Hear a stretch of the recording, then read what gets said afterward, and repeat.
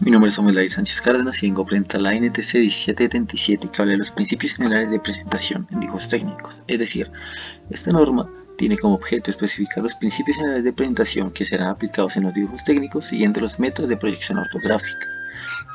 Esta pretende ser aplicada a toda clase de dibujos técnicos, diferentes áreas, pues áreas como la mecánica, la electrónica, de la eléctrica, la arquitectura, en donde se hagan dibujos de diseño, pero la regla contempla que en caso de no ser adecuada o no tener las especificaciones necesarias para representar ciertas cosas en ciertos dibujos, se pueden adicionar otras reglas, se pueden asignar otras reglas adicionales en el dibujo siempre y cuando se tengan en cuenta los principios que esta norma dicta. Así bien, lo más básico que tiene esta norma es la vista, las vistas. Siempre tenemos un objeto o vamos a ver un dibujo, lo vamos a ver desde diferentes vistas, diferentes perspectivas. Pero ¿cómo podemos saber el orden que hay en las vistas, la forma en que la asignamos? Bueno, en un principio, por ejemplo, aquí tenemos un objeto desde varias partes, de varios ángulos, pero no sabemos cuál es la vista del frente, cuál es la vista superior, la posterior, así que la norma estandariza o designa una forma de ver estas vistas en donde la vista A corresponde al frente, la vista B a la parte superior, la vista C a la parte izquierda, la vista D a la parte derecha, la vista E a la zona inferior y la vista F a la posterior, como lo podemos ver en la siguiente imagen, donde no podemos proyectar o observar una figura desde cualquier vista, desde cualquier lugar, y siempre tenemos que tener en claridad cuál vista es, ya sea la posterior, la vista de la izquierda o la vista del frente o alzado. Sin embargo, en el momento de proyectar o dibujar, hacer un dibujo técnico, existen diversos métodos de proyección para asignar esas vistas o asignar la forma en que dibujamos un objeto o diseñamos alguna cosa en un dibujo técnico. La primera es el método de proyección de primer ángulo, conocido como ISOE o método europeo, en donde dependiendo de desde la perspectiva que observemos una figura, vamos a proyectar eso y convertirlo en una vista. Es decir, si hay un observador parado en esta zona, podemos decir la zona izquierda, a nuestra perspectiva desde la presentación, ese observador va a ver esta cara de este objeto y esa cara se proyectará en este lateral derecho. Y así con todas las vistas que hay. Entonces siempre el observador se coloca en este lugar y observa esta vista. Esa vista se proyectará en este lateral izquierdo, lo cual se puede resumir de la siguiente forma. Entonces, teniendo en cuenta como un referente la vista del frente A, las vistas se organizarán de esta forma: la superior B estará en la parte de abajo, la inferior E en la parte de arriba, la izquierda C en la derecha, la vista derecha D en la izquierda y la vista posterior en la izquierda o derecha según convenga, teniendo en cuenta el dibujo que se está haciendo. Y para identificar este método tenemos un símbolo que es el que podemos ver en esta zona de la presentación.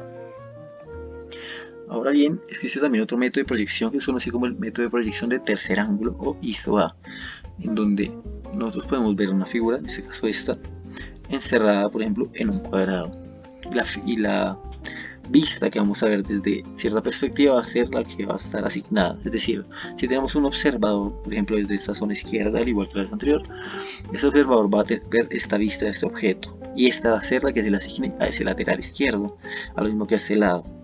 El observador se va a colocar a este lado derecho, va a poder tener la vista desde esa perspectiva y esa vista va a ser la del lateral derecho, lo cual se puede traducir de la siguiente manera. Otra vez, teniendo como referente a la vista del frente A, las vistas se organizan de esta forma: la vista superior B en la parte de arriba, inferior E en la parte de abajo, la vista izquierda C en la izquierda D derecha, la vista posterior F izquierda derecha también según convenga.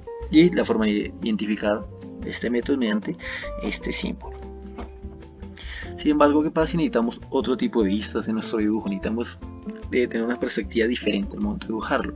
Pues podemos aplicar la disposición de las vistas utilizando flechas de referencia. Es decir, nosotros vamos a asignar o vamos a usar flechas para referenciar de alguna forma libre de distintas vistas que puede tener nuestro dibujo. Por ejemplo, en esta imagen podemos ver que decimos que la vista A, una vista A, no sabemos qué A sea, va a ser la de la zona superior, por ejemplo, puede ser de este objeto, la zona de esta acá. La D va a corresponder a esta vista y así sucesivamente, dependiendo cómo se asigne mediante las flechas de referencia. Sin embargo, con excepción de la vista principal, se identifica cada vista con una letra mayúscula, como lo podemos ver en la imagen, repetida cerca de la flecha necesaria para indicar la vista o la respectiva vista que estamos utilizando, que vamos a aplicar en nuestro dibujo. Ahora bien, nuevamente, las vistas, como lo mencioné anteriormente, tienen ciertos símbolos que lo representan, que representan cada método. Estos símbolos deben, siempre que sean utilizados, el dibujo debe tener claridad de que está usando este símbolo, es decir, el dibujo debe indicar el método con su símbolo distintivo en el bloque de título del dibujo, que puede ser el rótulo, que por ejemplo aquí tengo un rótulo, el rótulo que usamos en la Universidad Nacional de Colombia, Instituto de Ingeniería, en donde tenemos asignada una casilla para indicar el debido símbolo que estamos utilizando en nuestra representación, que en este caso es el símbolo del ISO A. Sin embargo, la posición de vistas cuando se usan las flechas de referencia no necesita un símbolo, que es como dije, es una posición o un método que se puede usar libremente. Ahora bien, ¿cómo sabemos qué selección de la vista utilizar? ¿Cómo sabemos cómo asignar nuestra vista frontal? Y cómo usar estos métodos y estos esquemas diferentes que hay para las vistas. Entonces, en un principio se debe utilizar la vista que proporciona la mayor información sobre el objeto que tenemos, como la vista del frente y la vista principal, es decir, la vista A, ya que esta vista muestra generalmente las piezas en su posición de funcionamiento, o puede ser la vista principal para entender todas las partes, métodos, integraciones que puede tener un dibujo, un objeto.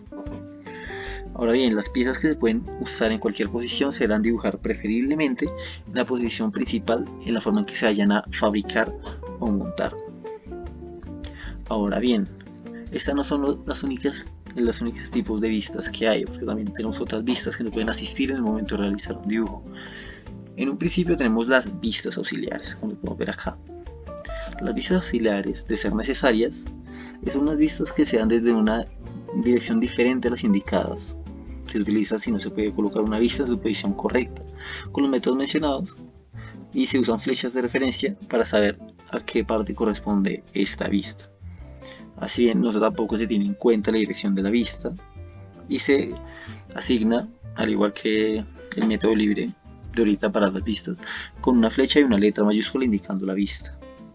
En este caso podemos ver este objeto que está dibujado con una pequeña vista, una vista auxiliar de una parte del objeto, y la flecha nos indica que la vista A corresponde a esta zona de acá. Entonces podemos ver el trazado de esa zona y la conexión mediante esa línea a lo que sigue el objeto. Ahora bien, en segundo lugar tenemos otra vista que es las vistas parciales. Entonces este tipo de vistas se podrán utilizar cuando las vistas completas no mejoren la información que necesitamos, no es la información necesaria en nuestro dibujo. Entonces la vista parcial deberá estar cortada con una delgada línea punteada, que es tipo C, como podemos ver acá, y se explicará más adelante, o por líneas rectas de zigzag tipo D. Ahora bien, finalmente, los tipos de vistas que nos pueden asistir son las vistas locales, que se dan siempre y cuando la presentación no sea ambigua. Claramente podemos presentar esta vista local desde una perspectiva completa, tratándose de objetos simétricos. Como podemos ver acá, esta vista local nos aclara los tipos de objetos diferentes que hay. Entonces aquí nos aclara que este objeto, que podemos ver en la parte superior, no tenemos muy claro qué es en realidad un cilindro, a pesar de que puede parecer un prisma rectangular, simplemente para suministrar la información necesaria requerida para entender completamente el objeto o la cosa que estamos dibujando. Ahora bien, en segundo lugar, lo más utilizado en un dibujo claramente siempre van a ser las líneas que hacemos un dibujo, los trazos que utilizamos para representar lo que necesitamos.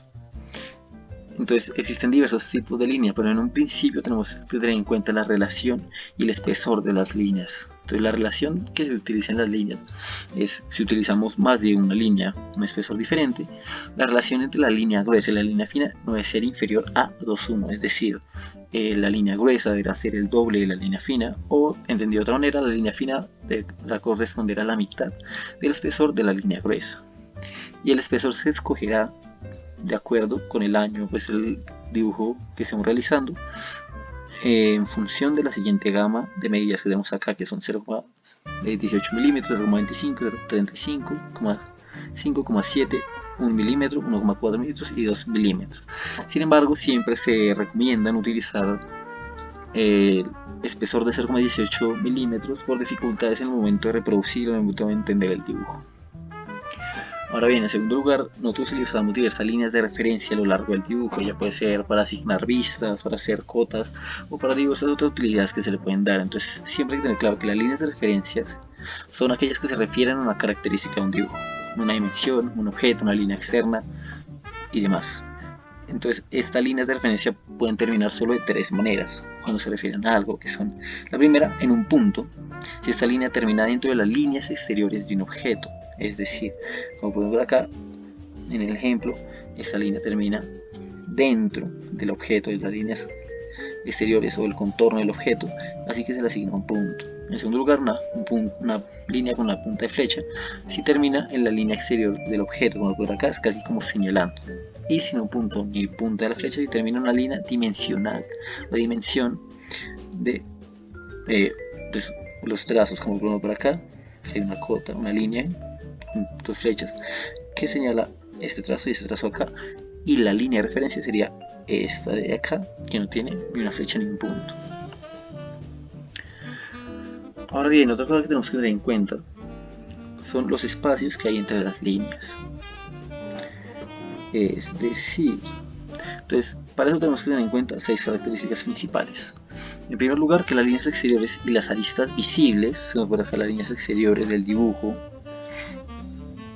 las aristas visibles del dibujo, que sería por ejemplo esta sección de acá larga, esa arista, tienen que ser con la línea gruesa de tipo A, que ya las publicaremos a continuación.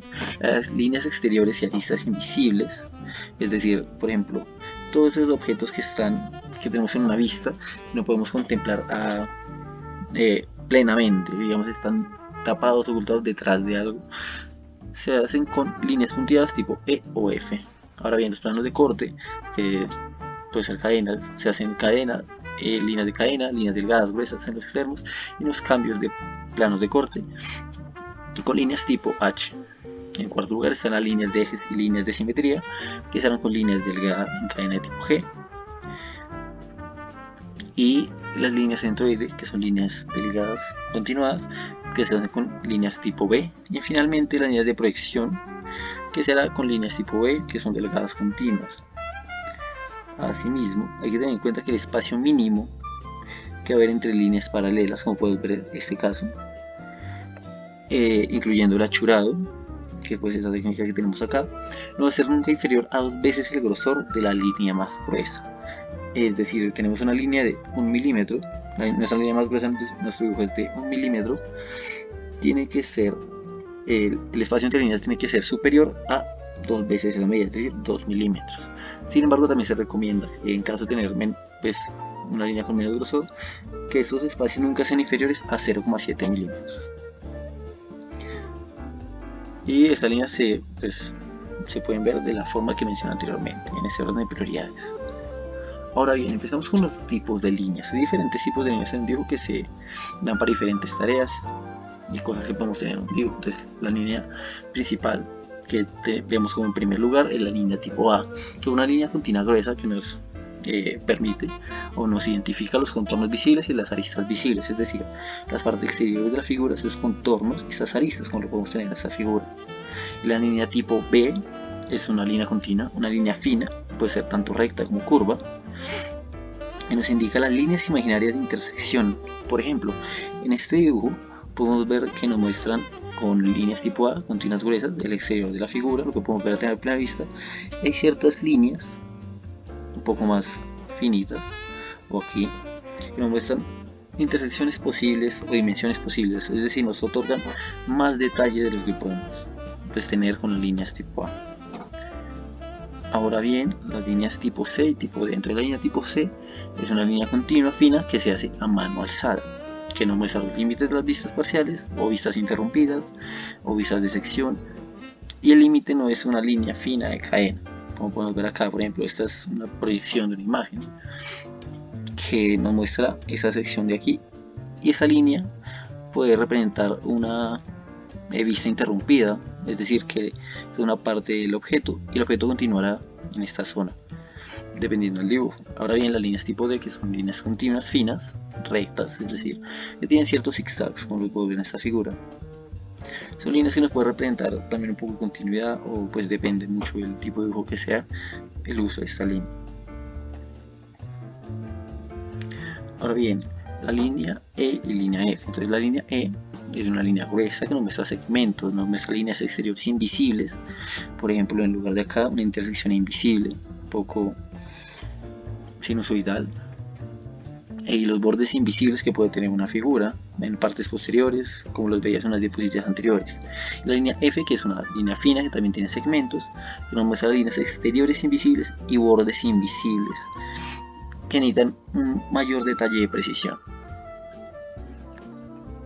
Ahora bien, la línea G, línea H. Entonces, la línea G es una línea fina de cadena. Entonces podemos ver que tiene esta pequeña línea, un pequeño corte, una línea un poco más pequeña, un pequeño corte y otra vez se repite, que es el formato de cadena. Esta línea nos muestra ejes, líneas de simetría y trayectorias. Es decir, aquí no podemos mostrar una trayectoria entre la conexión entre esta pieza y esta otra. Esta trayectoria que sigue, la conexión entre la pieza del subsegmento AA y acá AA, la trayectoria, la continua que hay entre estas dos partes, o líneas de simetría, como lo podemos ver acá. Me indica que esta pieza, la simetría de esta pieza se repite en esta zona, en esta zona, en esta zona, en las diferentes vistas. Y la línea H, que son pues fina de cadena, que tiene segmentos gruesos en los extremos y en los cambios de dirección. Y lo podemos ver, por ejemplo, en este caso tenemos un cambio de dirección entre las líneas de simetría, entonces aplicamos una línea H para hacer ese cambio, o sea, sobre todo en los planos de corte. Ahora bien, la línea J, que es una línea gruesa de cadena, que indica las líneas o superficies sometidas a un requisito especial. Puede ser que en nuestros trazos tengamos ciertos requisitos, ciertos materiales que necesiten algún requisito especial, algún objeto movible y demás, que se deberán someterse y dibujarse con la línea gruesa de cadena, que es la línea tipo J. Y la línea tipo K es una línea fina de cadena con doble guión. Entonces, normalmente la línea de cadena tiene un guión, el formato dice tiene un doble guión. Se usa para líneas exteriores de piezas adyacentes, como lo pueden ver en esta figura de acá, posiciones alternas y extremas de piezas móviles, líneas centroide, líneas exteriores iniciales ante el conformado y partes situadas frente al dibujo de corte. Sin embargo, aclarar que en las piezas adyacentes, que son piezas que, bueno, cuando sea necesario representar estas piezas de un objeto, se dibujan con las líneas delgadas de cadena, como lo mencioné anteriormente, y esta pieza no deberá ocultar la pieza principal, pero podrá estar escondida por esta. Es decir, tenemos que tener cuidado en el momento de dibujar con esta línea, de no llegar a repercutir o tener algún problema con otro tipo de líneas y otro tipo de trazado, para que esta línea nos represente bien que la pieza está adyacente, junto, casi que sometida a la otra pieza, y no se sombrea. En este tipo de dibujo no se sombrea las piezas adyacentes, no se sombrean estas, por ejemplo, que vemos que tienen una completa transparencia. Ahora bien, cabe aclarar que en las líneas, cuando en ciertos casos especiales se usan otros espesores de líneas o cambios para ciertos diagramas, por ejemplo un diagrama eléctrico o un diagrama de tuberías, o si las líneas que se utilizan en la tabla son utilizadas para otra aplicación diferente a las detalladas en lo que he venido explicando, las convenciones adoptadas deberán estar indicadas en otras normas. Entonces deberá ser explicado el uso que se le da con una nota, con una norma o con alguna cosa en algún lugar del dibujo, el uso que se le está dando a cada línea en caso de que sea diferente al formato que hay en esta norma. Ahora bien, vamos a hablar un poco del achurado. Entonces el achurado es esta técnica de dibujo, como ven acá, tiene ciertos trazos o ciertos pintados a mano alzada o pues en computadora, donde las líneas tienen ciertos cortes para graficar un objeto. Entonces su uso, el achurado se usa generalmente para mostrar áreas o secciones, y se tendrán en cuenta los métodos de reproducción que se usan, pero se tengan en cuenta diferentes materiales, diferentes secciones diferentes que pueden conseguir unas con otras, como podemos ver en esta imagen. Y usualmente esta forma de achurado, la forma más simple y la adecuada para el propósito que se le puede dar y poder hacer en forma de las líneas delgadas de tipo B. El ángulo que se utiliza es el ángulo más conveniente, es de 45 grados, con las principales líneas de simetría de la sección. Es decir, por ejemplo, aquí podemos ver que la sección principal tiene estas líneas principales, así que el achurado se hace a partir de ese ángulo de 45 grados.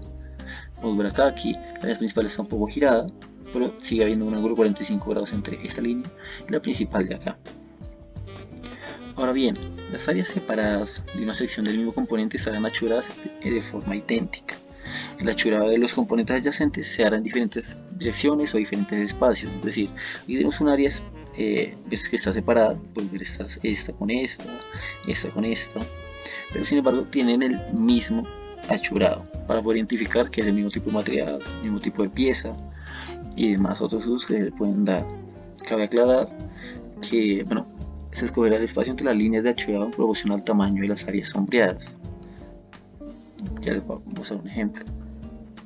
Entonces, en el caso de grandes áreas, se podrá limitar el achurado a una sola alrededor del contorno del área achurada. Como podemos ver en este ejemplo, la área es tan grande que se prefiere hacer un pequeño contorno achurado durante toda la pieza. Ahora bien, otra cosa a tener en cuenta es que las líneas del achurado se interrumpirán cuando no sea posible colocar alguna inscripción fuera del área achurada. Por ejemplo, aquí tenemos una cota que nos da la medida de 50 unidades que tiene el largo de este rectángulo con ciertos bordes circulares. Y finalmente, esta no pertenece al achurado, pero también es de muy tener en cuenta, son las secciones delgadas en los dibujos, que son secciones que se pueden mostrar totalmente negras y se dejan un espacio inferior a 0,7 milímetros entre secciones adyacentes de este tipo, de esta clase. Ahora bien, también hay que tener en cuenta que el achurado, además de identificar piezas y demás, se puede utilizar para indicar diferentes clases de materiales, es decir, diferentes tipos de achurado son diferentes tipos de materiales. Por ejemplo, aquí tenemos este achurado que pues tiene un espacio reducido entre una línea y la otra del achurado, y nos puede indicar un material, por ejemplo, puede ser un material plástico, y este otro achurado que está en esta zona de acá puede ser, por ejemplo, un metal. Ahora bien, vamos a hablar de planos de corte. Bueno, en un principio, en los planos de corte, estos son varios ejemplos, tenemos la sección en un plano. Entonces aquí podemos ver que tenemos esta figura en donde tenemos un plano de corte AA, que lo identificamos con este tipo de línea, un tipo de línea de cadena con un guión, y vemos que la representación de esta vista de este plano sea de la siguiente forma, indicando que AA es una A de este lado, es decir, es la mitad de esta pieza, teniendo en cuenta la representación principal. Asimismo lo podemos ver en este otro lugar, en donde tenemos, por ejemplo, tenemos una vista, es de un plano de corte cortado a la mitad de esta pieza, para ver el interior o la mitad de la parte interior de esta especie de tubería. También tenemos un plano de corte en sección en dos planos paralelos, como por este ejemplo, en tres planos contiguos, es decir, paralelos, que son planos de misma medida, uno sobre el otro cercamente, y contiguos, que están uno cerca al otro, pero no tienen que ser exactamente iguales, paralelos. Y ahora finalmente, algo que es bastante bueno aclarar, es este tipo de casos, o este tipo de casos que podemos ver acá, que es cuando se gira el plano de corte para obtener claridad, es decir, cuando se tiene ciertas partes giratorias con detalles espaciados en forma rectangular, los cuales se deben mostrar como una sección diferente, pero no están situados en el plano de corte principal. Y podrán dibujar los detalles girándolos en el plano de corte, es decir, por ejemplo, aquí tenemos este plano de corte que nos indica AA, y tomamos ese plano y para tener los detalles suficientes giramos, en este caso 90 grados hacia la izquierda, ese plano, esa vista, para ver los detalles del dibujo. Esto se puede hacer siempre y cuando no cause ninguna ambigüedad, pero se recomienda indicar la forma en que se hizo para tener una mayor claridad en el dibujo. Ahora bien, secciones sobrepuestas en la respectiva vista de secciones. En un principio se podrán sobreponer cortes transversales en la respectiva vista en las partes removidas. Es decir, cuando se sobrepone a la vista respectiva de una vista, se dibujará la línea exterior de la sección con líneas delgadas continuas tipo B, como podemos ver ahí en este lugar, líneas delgadas tipo B, y no será necesario otra identificación. Por ejemplo, aquí tenemos estas líneas o estos pequeños objetos que se sobreponen a este gancho. Con esta hechura lo vamos a identificar más fácil. Entonces el contorno se dibuja con líneas tipo B y no se necesita otra identificación porque ya sabemos que gracias a eso sabemos que aquel objeto está sobrepuesto entre la figura principal. O otra cosa a tener en cuenta es cuando se remueve una parte, la línea exterior de la sección se dibujará con líneas gruesas continuas tipo A y la sección removida se podrá colocar, bien teniendo en cuenta que sea bien asignada. Por ejemplo, aquí podemos ver que nos da una asignación AA con esta continuidad de esta pieza que es removible, es decir, esta pieza es removible a esta. Entonces le dejamos en un lado con unas gruesas tipo A y tenemos en cuenta que esta se puede remover y se puede colocar en la pieza. Ahora bien, extremos de cuadrados y agujeros. En principio, para no tener que dibujar una vista o una sección adicional en nuestro dibujo, se pueden indicar los bordes cuadrados de ejes con diagonales dibujadas como líneas delgadas continuas tipo B. Es decir, nosotros no necesitamos ser redundantes en un dibujo, tenemos que ser siempre lo más específicos posibles. Así que en este caso, cuando tenemos extremos cuadrados en un eje, por ejemplo, trazamos estas líneas diagonales para representar este tipo de extremo. Ahora, en otros casos que tenemos agujeros en un objeto, para representarlos podemos indicar el agujero en la parte de la vista de frente. Se ayuda también de secciones adicionales, se podrá mostrar la apertura o bueno, el agujero dando sus diagonales con líneas delgadas tipo B. Por ejemplo, en este caso podemos ver que tenemos una visión acá, una sección que se divide, nos da otra vista y nos permite ver que estas líneas de tipo B, tipo continuas de tipo B, nos dicen que hay un agujero en esa parte del objeto. Ahora bien, las piezas situadas frente a un plano de corte. Si es necesario indicar piezas situadas frente a un plano de corte, estas piezas se representarán con líneas delgadas en cadena con un doble guión tipo K. Teniendo en cuenta el ejemplo anterior, sabemos que esto es un agujero por las líneas tipo B, pero ahora nos presentan un plano de corte, un plano AA que va por toda esta sección. Entonces este agujero está situado frente a este plano y para tenerlo en cuenta se representa debidamente con líneas tipo K.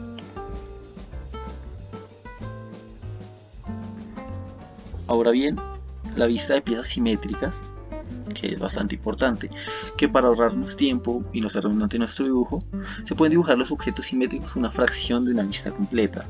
Entonces usamos este tipo de vista en cadena, que nos va a ayudar a representar la mitad o cierto eje de simetría en nuestro dibujo, con estas líneas que podemos aquí ver, estas dos líneas paralelas que nos indican que esta vista o esta forma de ahorrarnos tiempo pertenece a la simetría de un objeto.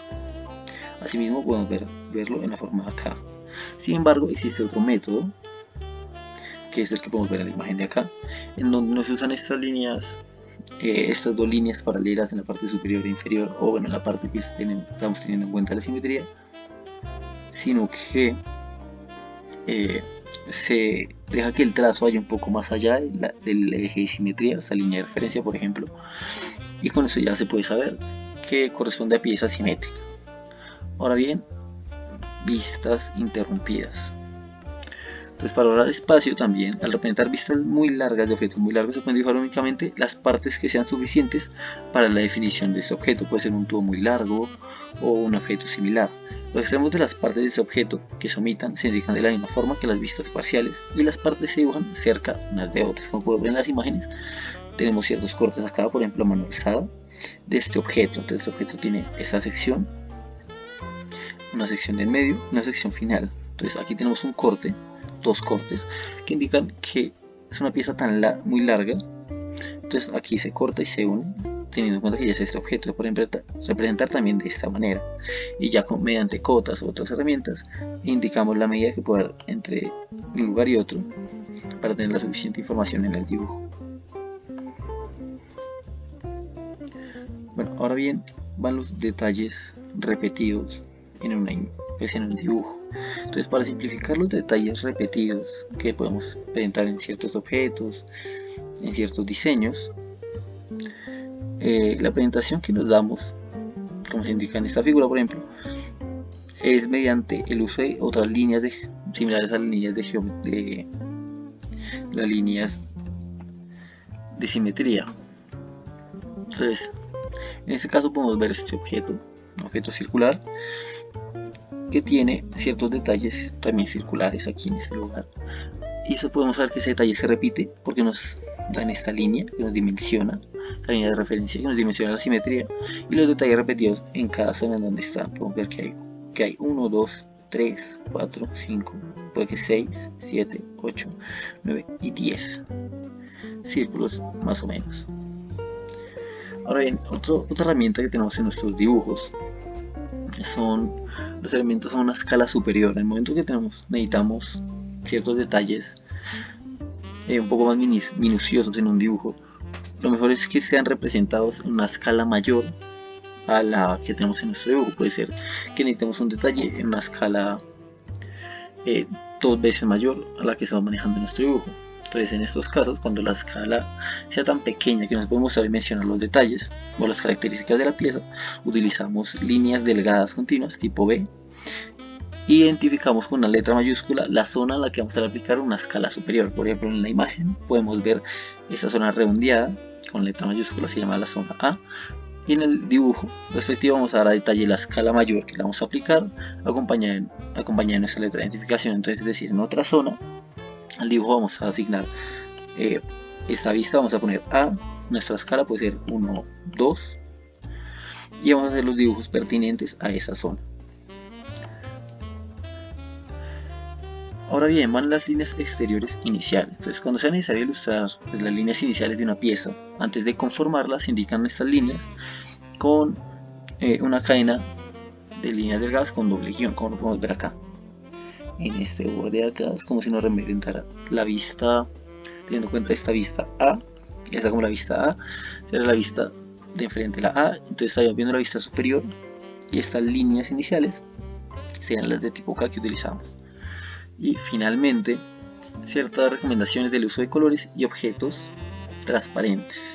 Entonces, en principio no se recomienda usar colores en los dibujos técnicos, pues en el momento de usar colores se puede perder la claridad del dibujo, puedes darle cierta ambigüedad al dibujo. Entonces, lo mejor es que si fuera esencial usar colores para mayor claridad, se indican claramente los significados en el dibujo o en otros documentos relevantes. Es decir, así tenemos que aclarar por qué se usa cada color y qué significa cada color en el dibujo, aunque no es recomendable.